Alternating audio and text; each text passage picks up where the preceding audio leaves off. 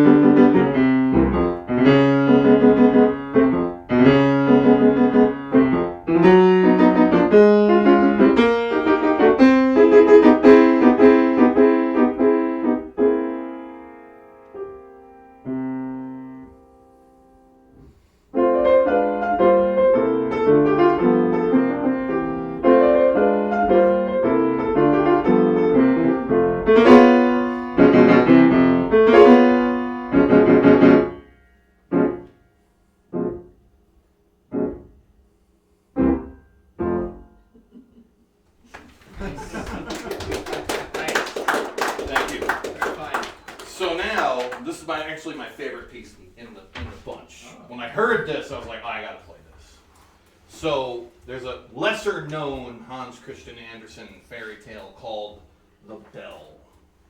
The Bell is about this village somewhere in the woods where they start hearing this bell and they don't know what it is, they can't tell where it's coming from, and they send out a prince and a bunch of kids to find it.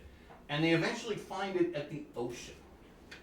And this story is about nature and how it's the power of nature, and you can reconnect with the world through nature. And by the way, the mysterious bell is this thing. And you're going to hear that throughout the piece, even if the rest of the music is, okay, you're not expecting to hear that, but somehow the composer makes it work. At the end, you're going to hear, that's the scene when they find where the bell is. So, now that I've remembered to turn off the air conditioning, here is the bell.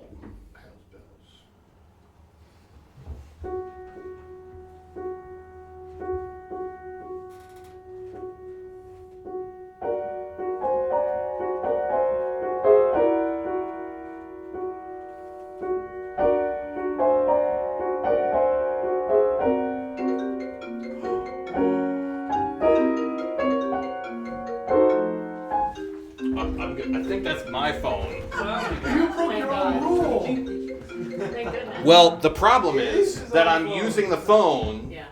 and when I'm using my Mac, that's what happens. All right, I'm just going to start this again. By the way, that was Barry Edelman. Why does it say clock? Yeah, so it's translated differently. Oh. It says the clock here. Does it say the bell there? No, it says clock. It says the clock. Yes. The story is the bell. Is that that's a typo? I don't know. I'm going to try this again, and he's probably going to call again. Okay, all right, here we go. At least get the thing to be in the right key. Can't you just turn your phone to silent? It is silent, Oh. but when It my already Mac there. is on, which I'm using to record, Ah. that's what happens. I have a quick Yeah, question. yeah. This was disconnected here. Oh, it was? Yeah. Temporarily. Temporarily. Okay, Up well, until now. I'll have to kill you later. So actually, all right, here's what I'm going to do. That's the mic. I'm going to turn this back on. You have to Pardon me. I think it. Yeah, that has happened multiple times. Don't worry, Lucas. Yeah. Sorry. You have to do the whole concert all over again. Yeah, start again. Yeah, recording stopped. Okay, here we go. We're going to try that again. That. Don't worry about all that. Here we go. Let's make sure this. Okay, here we go. Did it record? It recorded whatever it recorded until it got disconnected. Until I disconnect. I take full responsibility and responsibility. All right, here we go. We're going to play the bell again. Here we go. Now that we all know where it comes from. 3 cheers for the bell. Heaven's bells.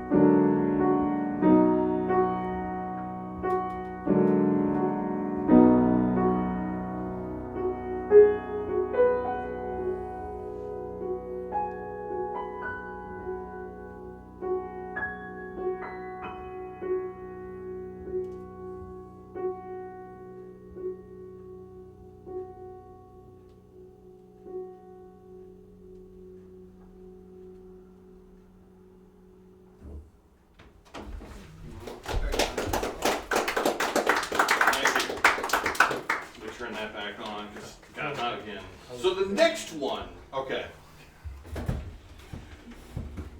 it is quite certain, is about a hen who hears a rumor that if she plucks out her feathers, she's going to be more attractive to the rooster. And another hen hears that and figures, well, if I pluck out even more feathers, I'll be more attractive to the rooster. And then other hens hear it, and it's like a game of telephone. They all hear these rumors, and they just kept getting more and more distorted. And then finally, that rumor makes its way back to the original hen, and it's completely different. And she has no idea what they're talking about, even though she was the one who started it. So this one, this is all about that. The rooster, when you hear this, that's the rooster. Okay, so you're going to hear that soon. And now I'm going to turn off the AC. And here it is quite certain.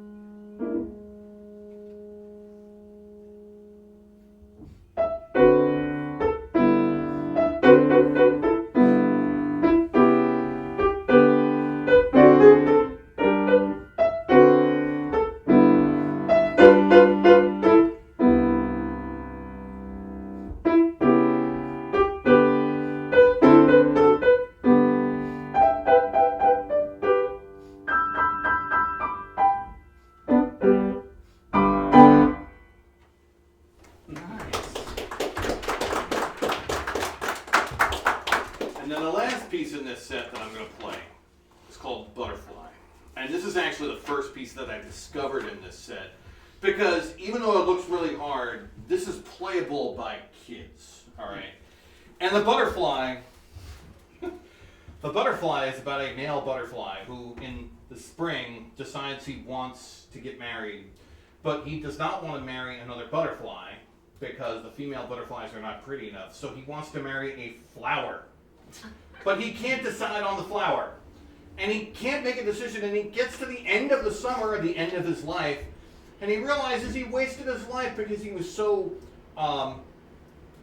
superficial that he was only valuing looks. And he's really upset about that. And then he makes his way indoors where he is captured by humans who then take a little pin and put it through him, and they put him up to the display. And he realizes at the end of his life, he's like, oh, they're valuing me for my beauty, and I was valuing the flowers for their beauty. And then, believe it or not, there's supposed to be a comparison between being trapped, like he is, and being trapped in a marriage. And I just wonder how Mrs. Anderson felt about that when she read that story. I don't know. But here is the butterfly. By the way, when you hear this, the second time you hear this,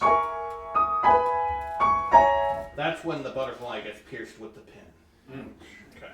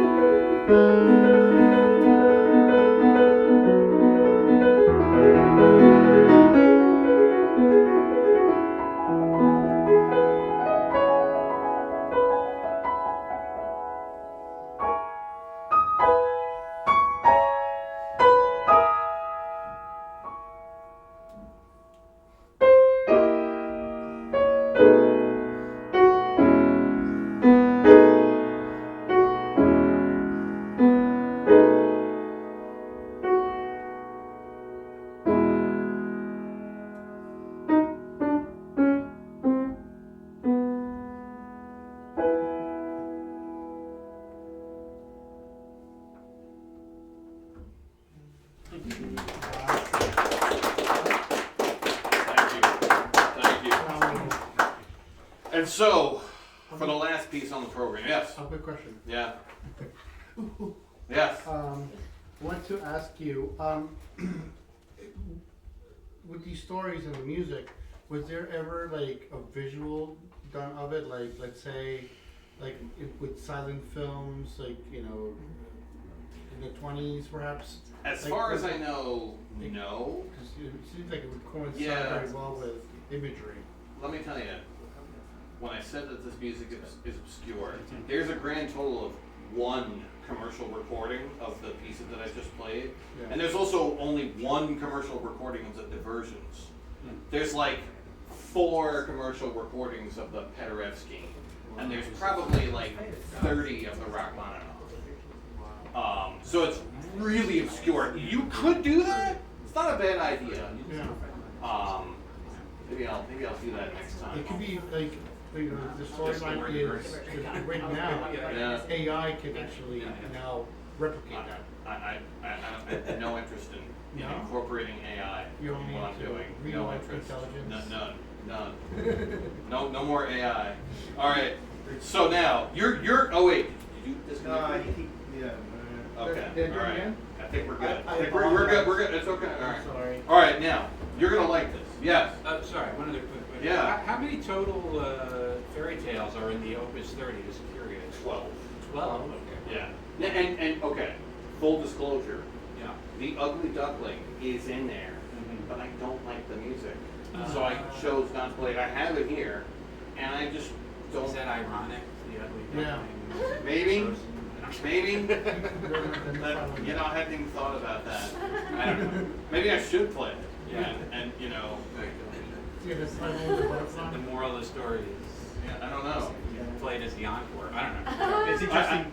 I have other Oh, pieces okay. for What that. you were saying is that like a lot of fairy tales and cartoon music were done Yeah. with classical Yeah, there's- music. Oh, yeah. And that's young people, kids. Yeah. First exposure to classical music. Some of is my through first Looney exposure. Tunes Yeah. and Mickey Mouse and Yeah. Yeah, me too. Yeah.